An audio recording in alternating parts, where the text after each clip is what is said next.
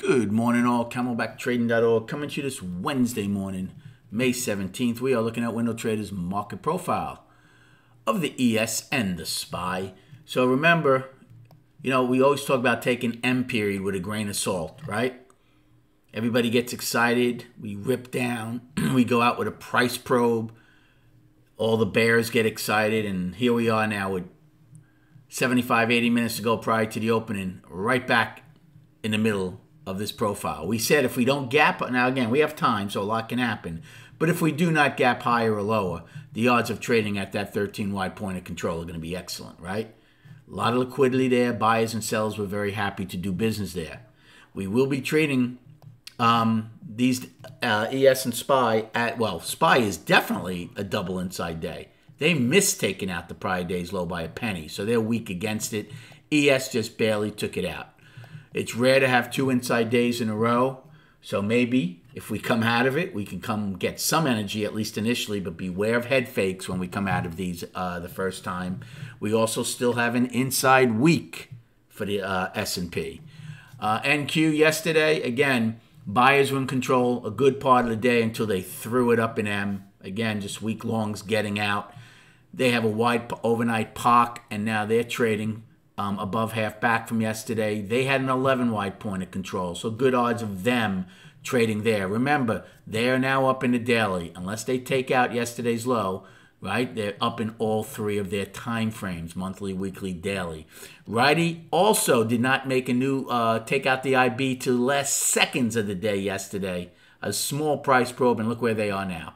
All the way back up around value high from yesterday, as they are still in balance.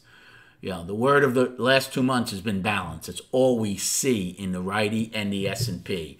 Again, there have been opportunities. The volume hasn't been great. Yesterday, again, the top 10 smallest volume, lowest volume, and smallest range again. So May is starting to replace April as these smallest ranges and volumes. But there are still some opportunities. Don't get impatient. Don't get FOMO. Wait for your setups because they're still giving something here in these days. As far as the game plan for today, sounds like a broken record, but again, it has worked. Yesterday, we front ran the overnight low for 7.5 points in a period. So depending on where the overnight high is, right, we have a lot of time. It can change. But if it's anywhere where it is or right below the afternoon rally high, it's a good risk-reward short. Your value would be unchanged or overlapping to higher, and then you would use G's high as you're out. Okay, that's number one. On the flip side, if you're to push down, I'm not sure how wide this point of control is. I'm in twos, but we'll see if we hit some kind of speed bump there. And again, if you're to trade near yesterday's low or the overnight low, you could fade that. Now, a couple of things, though. Number one, the value at that point, good chance could be lower, certainly overlapping a lower. And number two, where there were sellers late yesterday, right now they're not there. So if it does pull back, the bet along is probably against B's low because sellers aren't there right now. Any acceptance below B's low, and that all changes again. And then remember, if we come out of the inside day to either the upside or the downside, you go with it and monitor it for continuation or lack of.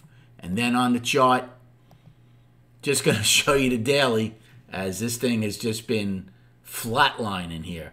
For the last 9 days, 32-day balance in the bigger picture. We tried to break out of it here, failed. We tried twice to break out of it to the downside here, failed. So we have a double bottom there. So we're going to see how long it takes to resolve that. First, we got to resolve the mini 9-day balance. Thanks for the likes and subscribing. Good luck trading today, and we'll recap at 4 p.m.